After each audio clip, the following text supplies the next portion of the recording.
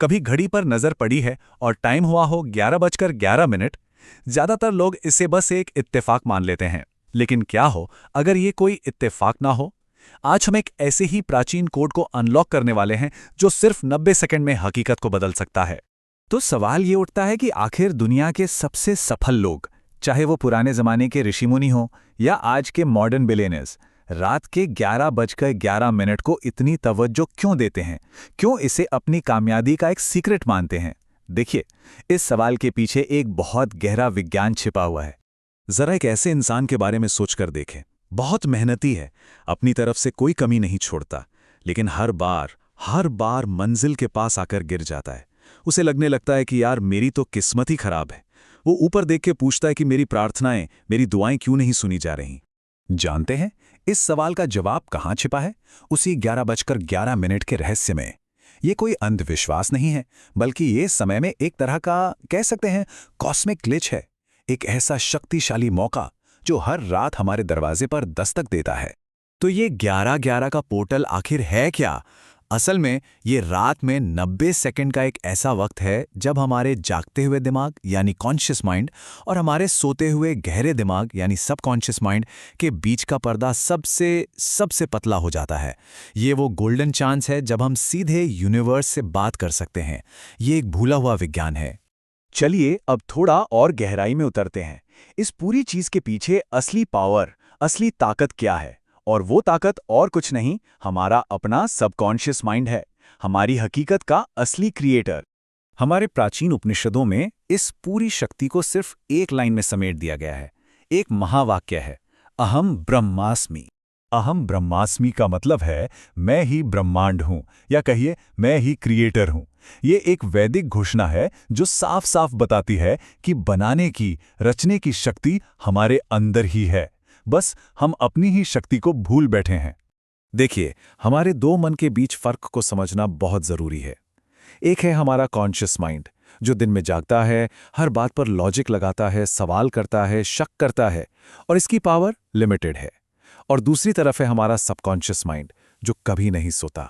वो क्रिएटर है, वो बहस नहीं करता, वो बस हर बात को सच मानकर उसे हकीकत में बदल देता है।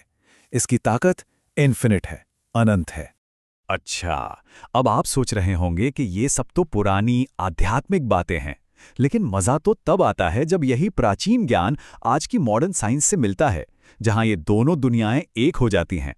रात में 11:11 के आसपास हमारा दिमाग एक बहुत खास स्टेट में होता है। उस वक्त हमारी एक्टिव चेतना, जिसे बीटा वेव्स कहते हैं, वो एकदम नीचे चली जाती है, और जो थीटा वेव्स हैं वो अपने पीक पर होती हैं। साइंस इसी को थीटा ब्रेन वेव स्टेट कहता है। ये गहरी मेडिटेशन वाली स्टेट है, हमारे सबकॉन्शियस माइंड का दरवाजा, जहां हमारा दिमाग रीप्रोग्रामिंग के लिए सबसे ज्यादा खुला होता है। और देखिए, महान वैज्ञानिक निकोला टेस्ला ने भी तो यही कहा था, अगर आप ब्रह्मांड के राज जानना चाहते हैं तो एनर्जी, फ्रीक्वेंसी और वाइब्रेशन के बारे में सोचिए। हमारे विचार भी तो एक वाइब्रेशन ही है, एक एनर्जी जो हमारी दुनिया को शेप देती है। और ये कनेक्शन देखिए कितना जबरदस्त है, जिसे हमारे ऋषि हजारों साल पहले यथामति तथा गति कहते थे, आज साइंस उसे न्यूरोप्लास्टिसिटी कहती है। मतलब जैसा सोचोगे वैसा बनोगे। जिसे वो ध्यान कहते थे, वो असल में सबकॉन्शियस रीप्रोग्रामिंग है। और जिसे वो प्राण या जीवन शक्ति कहते थे, आज की साइंस उसे एपिजेनेटिक्स के तौर पे समझ रही है, जहां हमारी सोच हमारी बायोलॉजी तक को बदल सकती है। कमाल है ना? तो इतनी सारी थ्योरी के बाद अब आते हैं मुद्दे की बात पर, उस प्रैक्टिकल तरीके पर, उस 90 सेकंड के रात के रिचुअल पर जो एक नई हकीकत का दरवाजा खोल सकता है। जी हां, सिर्फ 90 सेकंड। अपनी जिंदगी बदलने के लिए कोई घंटों की मेहनत नहीं चाहिए, बस ये 1.5 मिनट, पूरी ईमानदारी, पूरी फीलिंग के साथ। तरीका बेहद आसान है। पहला स्टेप, अपनी रीढ़ की हड्डी सीधी करके बैठ जाइए और 3 गहरी सांसें लीजिए। सोचिए कि आप पॉजिटिविटी अंदर ले रहे हैं और सारी नेगेटिविटी बाहर फेंक रहे हैं। दूसरा स्टेप, जो कोर सेंटेंस है उसे 11 बार पूरे एहसास के साथ मन में दोहराइए। और तीसरा, सबसे जरूरी स्टेप, रिजल्ट को महसूस कीजिए, विजुअलाइज कीजिए कि जो चाहिए वो मिल चुका है। क्योंकि याद रखिए, यूनिवर्स शब्द नहीं, एहसास की भाषा समझता है। और वो पावरफुल सेंटेंस, वो मास्टर की, वो है, मैं जैसा सोचता हूं वैसा बनता हूं। इसे तोते की तरह रटना नहीं है, इसे अपने वजूद के हर हिस्से में महसूस करना है। यही वो बीज है जिसे हमें अपने सबकॉन्शियस माइंड की जमीन में बोना है। तो अब सवाल ये है कि ये करना कब तक है और इससे होगा क्या? यहां पर एंट्री होती है 21 दिन के ट्रांसफॉर्मेशन की। ये आपके दिमाग को रीवायर करने का प्रोसेस है। आपको ये रिचुअल कम से कम 21 दिनों तक करना है, बिना एक भी दिन छोड़े। अब सवाल है, 21 दिन ही क्यों? क्योंकि मॉडर्न न्यूरोसाइंस भी ये मानती है कि हमारे दिमाग में कोई भी नया न्यूरल पाथवे यानी एक नई आदत बनाने में कम से कम 21 दिन लगते हैं। तो 21 दिन क्यों?